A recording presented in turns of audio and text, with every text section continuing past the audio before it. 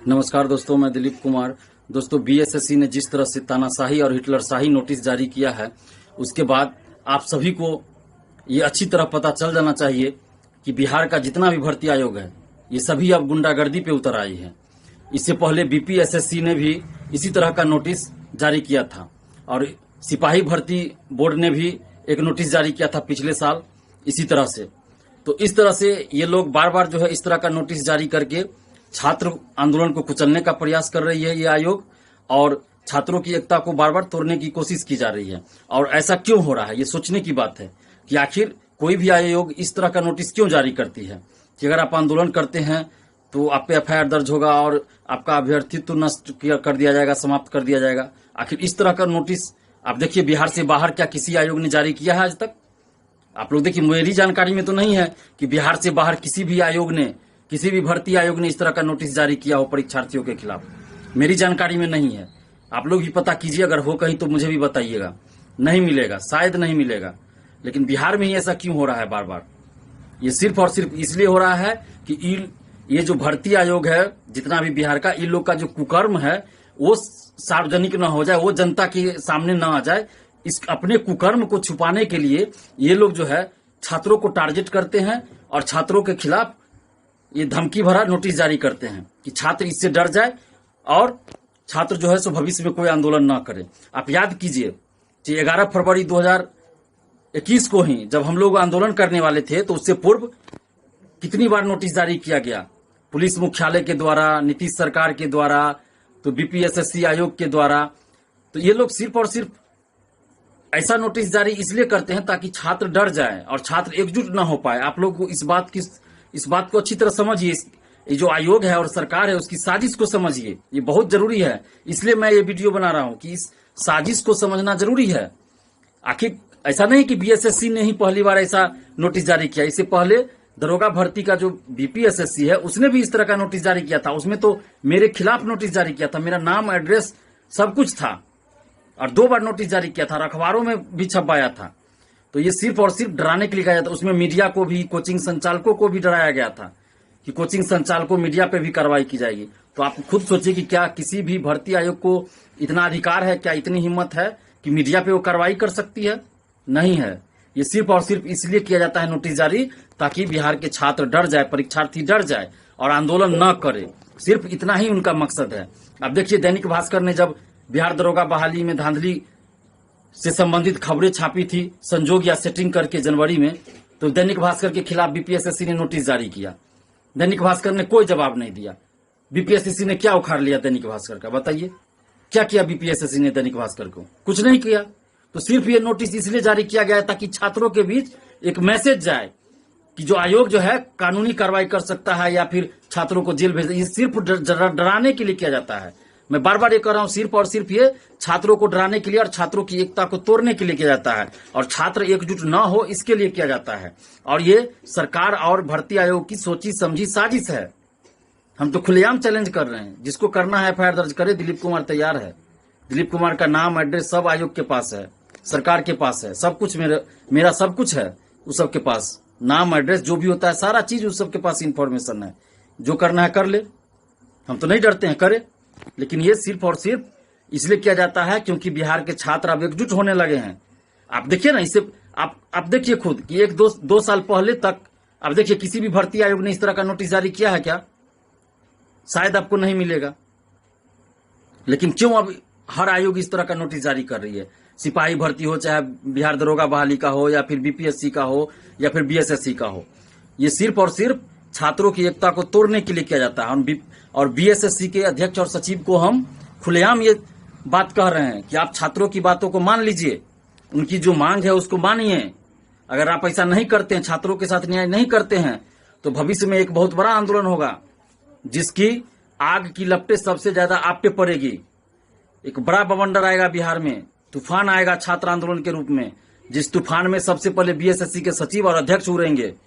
तो इस बात को गंभीरता पूर्वक लीजिए, इस हल्के में मत लीजिए। दिलीप कुमार जो कहता है वो करता है। दिलीप कुमार का रिकॉर्ड देखिए पिछला 3 साल का, कि हम जो कहते हैं उसको करते हैं, सिर्फ कहते नहीं है। ऐसा नहीं कि मीडिया में आके सिर्फ हम बोलते हैं, जो हम करते हैं वही बोलते हैं। और जो हम आगे करने वाले होंगे वही बोलेंगे। ऐसा नहीं कि बोल दिया और कुछ नहीं किए, ऐसा कभी नहीं देखिएगा। हम जो करेंगे वही बोलेंगे। तो मेरी बातों को हल्के में ना ले भर्ती आयोग। हम बार बार चेतावनी दे रहे हैं बीएसएससी को, बीपीएसएससी को और बीएसएससी को, सिपाही भर्ती बोर्ड को, सबको हम बार बार ये चेतावनी दे रहे हैं कि छात्रों के साथ आप लोग न्याय कीजिए और पारदर्शिता लाइए। बहाली में, प्रतियोगी परीक्षाओं में पारदर्शिता लाइए, बहाली में पारदर्शिता लाइए।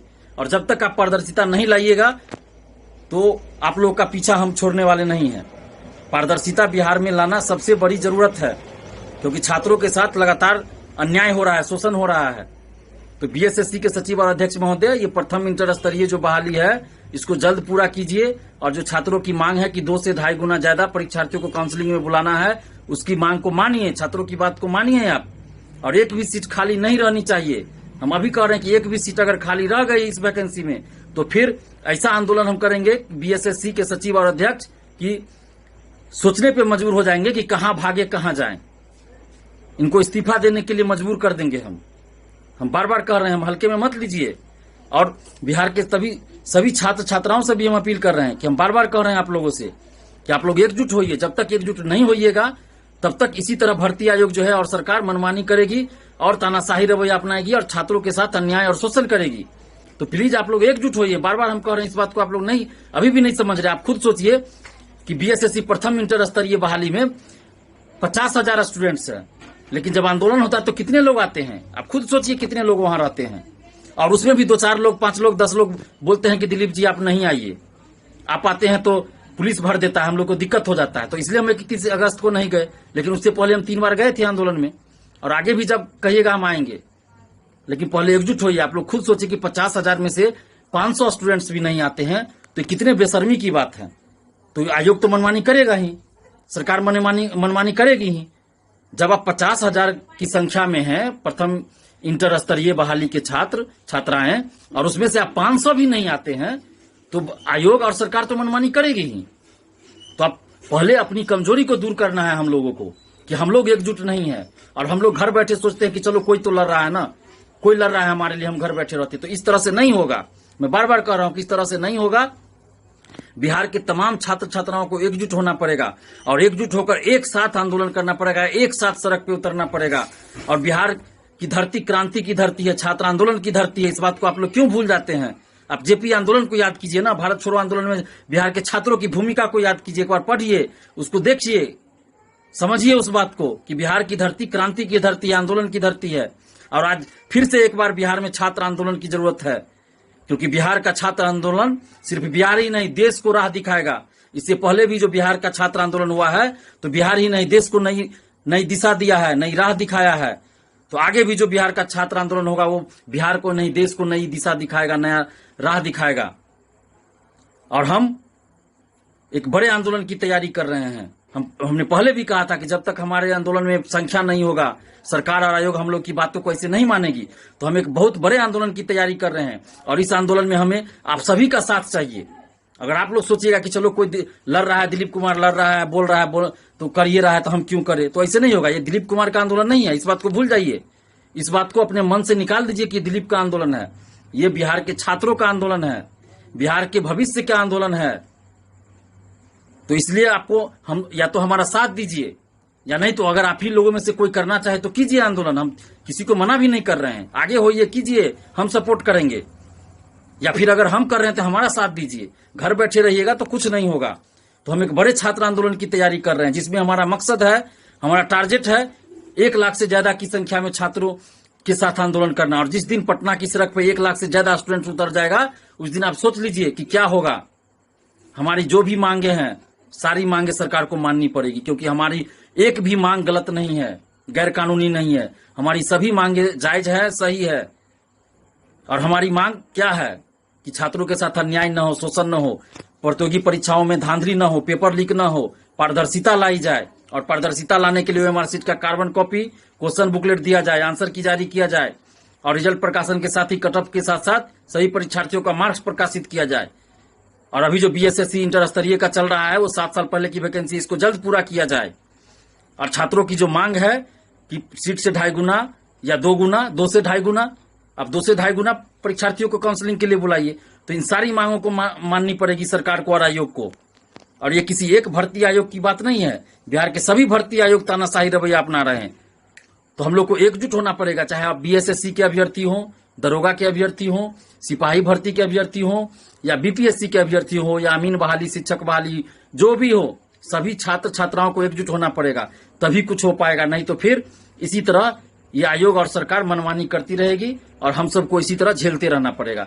तो ये डिसाइड अब आप लोग को करना है। अपनी अंतरात्मा से पूछिए कि क्या आप इस अन्याय और शोषण के खिलाफ इस लड़ाई में हमारा साथ देना चाहते हैं, या चुपचाप घर बैठे रहना चाहते हैं और सहते रहना चाहते हैं। ये सिर्फ वर्तमान की लड़ाई नहीं है, ये आगे आने वाले भविष्य की भी लड़ाई है। अगर आज हम चुप रह गए तो आगे आने वाला भविष्य हमसे सवाल करेगा कि जब बिहार में इस तरह से अन्याय और शोषण हो रहा था तो आप लोग चुप क्यों थे। तो उस समय आप क्या जवाब दीजिएगा, खुद से